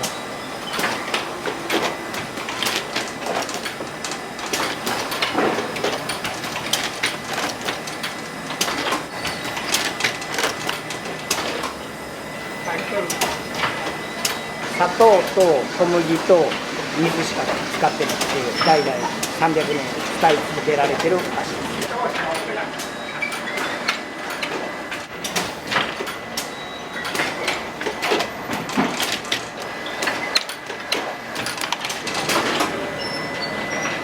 製法とか配合に関してもやっぱり変えるつもりは全くなくて、その理由としては材料自体はもちろん昔に比べたら良くはなってるんだけど、自分、和菓子職人としても一番完璧に出来上がった和菓子やと思ってるから変える必要がないと思ってます。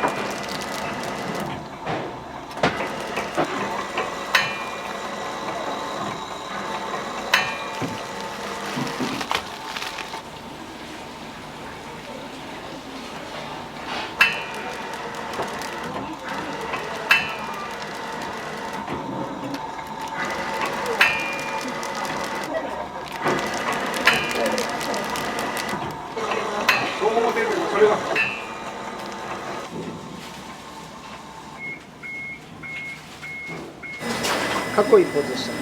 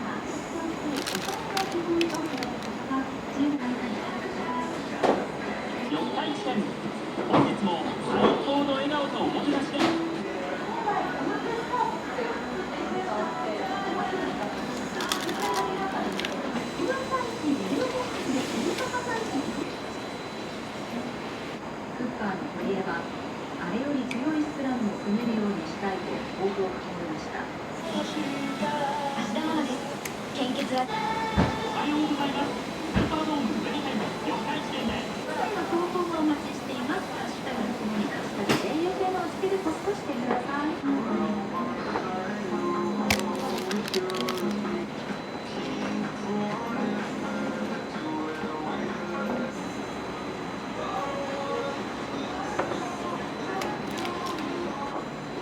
光客向けの宿泊施設ということで、行動制限をしていると思うんですけど、バスターレとが新規駐車場という考え方も注目されていて、いろんな方がいらっしゃるので、よくお客さんが来てみてということがありますので、対策について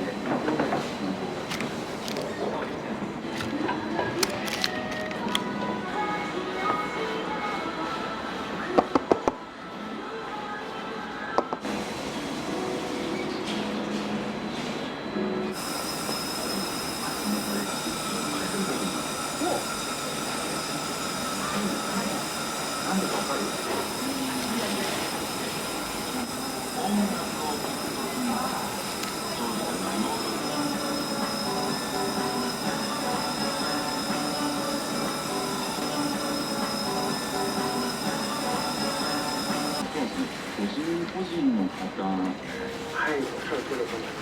これ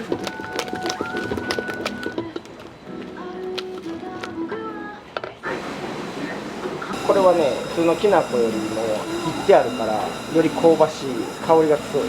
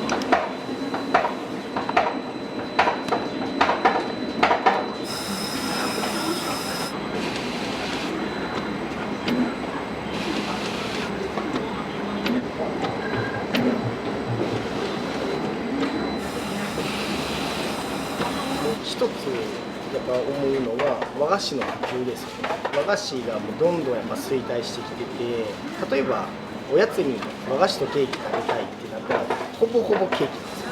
でやっぱ一番悲しいのが頭の中に和菓子っていう文字が浮かばないっていうのがやっぱ多なってきてて、でそのためには和菓子を今の若い子に食べてもらうためにどうしたらいいかっていうのがきっかけなんですよ。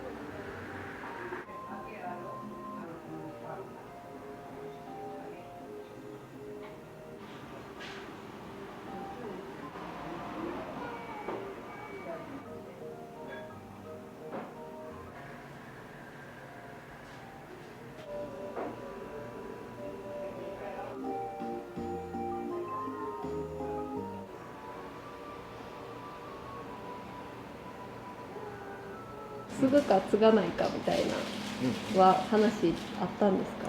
自分は明確に覚えてて、小学校4年生の12月24日クリスマスの日にうちの父親が当時バターケーキをやってて、クリスマスの時だけで、それで、夜の8時ぐらいだったかな、工場に向かってく父親の背中見た時にめっちゃかっこええなって思って、あと継ごうって決めました。自分はすごい、がめっちゃ明確に覚えてます。実際に手で触って作るっていうのはもう専門学校行き出してからですね。それまでは一切手伝ってもないし、継ぐって決めた時点でこの業界入るまでは自分のしたいことやりたかったんで、それに没頭してました。それまで一切触ってなかったんですね。触ってないですね。で手伝いとも言われてないし、本音を言えば継いでほしい長男に。けど例えば長男がむちゃくちゃ出来悪かったら継がすつもり全くないし、それやったら一生懸命自分の支えてくれた従業員の子に渡す方がいいと思うし、自分では言いたくないかな。自分もそうやったけど、親の背中見て好きになってやりたいって思わせれんだら自分の責任からみたいな。